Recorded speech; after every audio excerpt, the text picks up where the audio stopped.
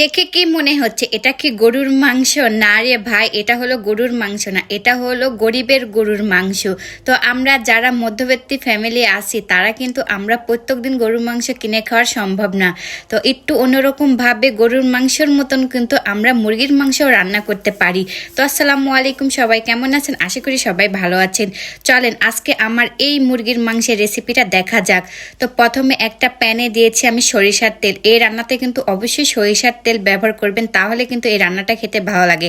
এখানে 1 কাপ পরিমাণ দিয়েছি পেঁয়াজ। পেঁয়াজটা হালকা ভেজে নেওয়ার পরে এখানে 5 থেকে 6টি দিয়েছি আমি শুকনা মরিচ। তো এগুলো হালকা ভেজে নেওয়ার পরে দিয়েছি আমি আদা, দিয়েছি কয়েক টুকরো, আর দিয়েছি আমি কয়েক কোয়া রসুন। তো দিয়ে এগুলো একটু ভেজে নিলাম। তো ভেজে নেওয়ার পরে এখানে দিয়েছি জিরা, গোটা জিরা আর গোটা ধনিয়া 1 চামচ করে, 1 চামচ করে দিয়েছি আমি এখানে রাঁধুনির মশলা দিয়ে এগুলো ভালো করে একদম মসমসে করে আমি ভেজে নিলাম। তো ভেজে নেওয়ার পরে এটা আমি ব্লেন্ডারে ব্লেন্ড করে নেব। তো আপনারা চাইলে বেটে নিতে পারেন। তো তারপরে একটা কড়াইতে আমি আবারও দিয়েছি সরিষার তেল। 3টা দিয়েছি আমি তেজপাতা, 4 থেকে 5টি দিয়েছি আমি এলাচ, কয়েক টুকরো দিয়েছি দারুচিনি। তো এগুলো আমি ভালো করে তেলের সঙ্গে ভেজে নিচ্ছি। তো এগুলো যখন তেলের সঙ্গে ভেজে নেওয়া হলো, যে মুরগির মাংস আমি আগে থেকে কেটে ধুয়ে রাখছিলাম সেই মুরগির মাংস এখানে আমি দিয়ে দিলাম। দিয়ে এগুলো একটু ভালো করে ভেজে নেব তেলের সঙ্গে। তারপরে এখানে দেব পরিমাণ মতন লবণ, দেব আমি হলুদের গুঁড়া, আর সামান্য পরিমাণ দিব আমি মরিচের গুঁড়া। যেহেতু এখানে শুকনা মরিচ দিয়েছি সেজন্য আমি এখানে সামান্য পরিমাণ মরিচের গুঁড়া দিয়েছি।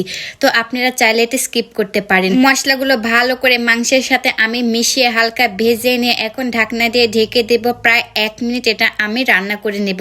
তো 1 মিনিট পরে যখন এটা হয়ে গেল তখন আমি ঢাকনাটা খুলে যে মশলাটা আমি ব্লেন্ডারে ব্লেন্ড করে নিয়েছিলাম সেই মশলাটা এখানে আমি দিয়ে দেব। তো দেখেন কত সুন্দরভাবে ব্লেন্ড হয়ে গেছে। চাইলে আপনারা শিল্পাটাও বেটে নিতে পারেন। তো এগুলো দেওয়ার পরে এখন এগুলো আমি ভালো করে এই মাংসের সাথে মিশিয়ে নেব। নেড়ে চেড়ে মশলাটা সুন্দর করে মিশিয়ে নেব। তো মশলাটা আমি সুন্দর করে মিশানোর পরে মাংসটা আমি হালকাভাবে কষিয়ে নেব।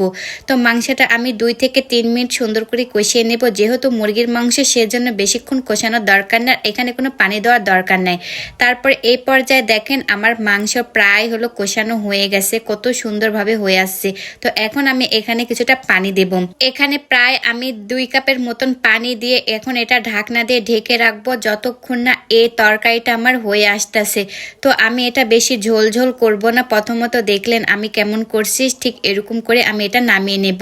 তো এই পর্যায়ে আমার তরকারিটা হয়ে গেছে। এখন আমি নেড়ে চেড়ে দেখতেছি যে আমার তরকারিটা ঠিক আছে কিনা আর লবণ ঠিক আছে কিনা। তো মাশাআল্লাহ আমার সবকিছুই ঠিকঠাক আছে। তো এখন আমি ঢাকনা দিয়ে চুলার জালটা একদম অফ করে দেব।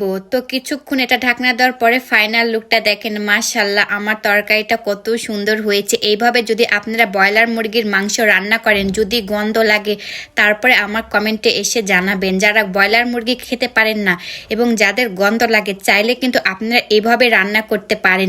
এই রান্নাটা কিন্তু অনেকটা মজা হয়েছিল। আমাদের বাড়ির সবাই তো খেয়ে অনেক প্রশংসা করছিল। তো আজকের ভিডিওটা এ পর্যন্তই। যদি এই রেসিপিটা ভালো লাগে সবাই লাইক, কমেন্ট, শেয়ার করবেন। তো ধন্যবাদ। নেক্সট ভিডিওতে দেখা হবে।